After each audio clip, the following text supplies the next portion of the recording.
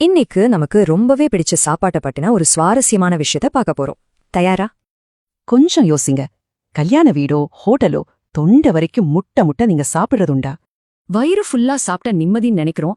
ஆனா உண்மையில அது கடுமையான செரிமான கோளாறை தான் உருவாக்கும். இத சரி பண்ண திருமிதி நூல்ல இருக்கிற 1400 வருஷ பழமையான ஒரு சூப்பர் ஃபார்முலாவை நம்ம பார்க்கணும். ரூல் ரொம்ப சிம்பிள்.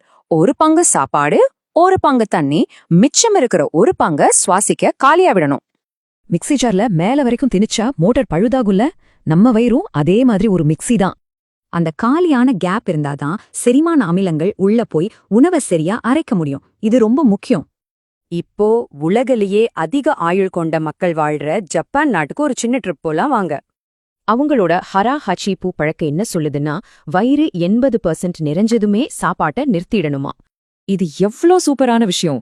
2016ல நவீன அறிவியல் இந்த கான்செப்டை எப்படி உறுதிப்படுத்தினாங்கன்னு தெரியுமா?